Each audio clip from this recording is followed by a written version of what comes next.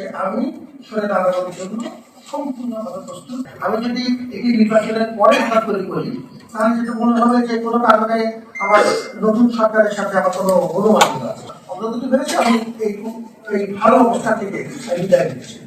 আমার প্রতি আপনাদের অনেকেরই গভীর মায়া আছে। আমি আমার একটু নির্বাচন প্রস্তুতি নেই, আমরা সব অভিযোগ আপনাকে বলছি। আমি আমার অবস্থানটা খুব পরিষ্কার করতে চাই। আমাদের রাজনৈতিক সরকার আছে, যিনি আসেন স্বাগত, অবস্থানটা পরিষ্কার করতে চাই।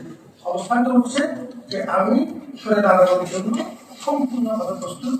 তারা তাদের মতো নির্বাচন সাজিয়ে করতে চাইলে আমার যদি ভূমিকা প্রয়োজন সেটিও আমি করতে রাজি আছি, কিন্তু আমি চাই যে এই জাতীয় প্রতিষ্ঠানটির ধারাবাহিকতাকে লক্ষ্য করে সেটি আপনাদের মাধ্যমে আমি মনে করছি যে এখনই জানানো দরকার। আমি যদি এটি নির্বাচনের পরে হঠাৎ করে করি তাহলে যেটা মনে হবে যে কোনো কারণে আমার নতুন সরকারের সাথে আমার কোনো অনুমানিত আছে, সেটি তো নেই।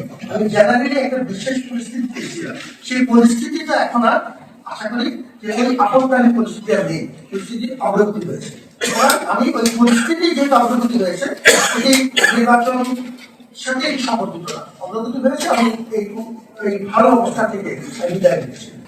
আমার প্রতি আপনাদের অনেকেরই গভীর মায়া আছে, এটা আমি জানি এবং আমি যেটা কৃতজ্ঞ। সেই বিবেচনাটা হয়তো অনেকে মনে করছেন যে আমি হয়তো কোনো চাপে করে কোনো সিদ্ধান্ত নিচ্ছি কিনা। আপনারা জানেন যে আমি কোনো সাধারণ মানুষ, কিন্তু আমি চাপে নত হওয়ার মানুষ না। আপনাদের সাথে থাকার কারণে আমার সেই মনোবল আছে, এরকম কোনো বিশ্বাস হয়নি। আমরা একটি জেনারেল সিদ্ধান্ত সরকারের অনেক অফিস চিন্তা করছে যারা বঞ্চিত হয়েছে তাদের জন্য কিছু ধরা যায় কিনা, এখনো কোনো নির্দিষ্ট সংখ্যা কিছুই নির্ধারিত হয়নি। সিন্ডিকেট যে কথাটি বলেছে এই আজকে এটা আলোচনা হয়নি, এটা গত সিন্ডিকেট আলোচনা। সেটি হয়েছিল যে সরকারের অন্যান্য অনেক দপ্তরের মতোই যদি বঞ্চনার কোনো বিষয় হয়ে থাকে সেটি একবারের জন্য আমরা নির্দিষ্ট শর্ত পূরণ সাপেক্ষে এবং 4টি কমিটিকে নিয়ে কাজ করেছে। একটি কমিটি দেখেছে তাদের এই যোগ্যতা আছে কিনা, শর্ত পূরণ করে কিনা। আরেকটি কমিটি দেখেছে এটা আর্থিক সংস্থান কত, বিশ্ববিদ্যালয়ের উপর আর্থিক চাপ হবে কিনা। আরেকটি কমিটি দেখেছে আইনের বিষয়টি, এবং তারপরে তার সিন্ডিকেটের কাছে যে জেনারেলি একবার এরকম একটা বিবেচনা করা যেতে পারে যদি ওই সমস্ত শর্ত থাকে।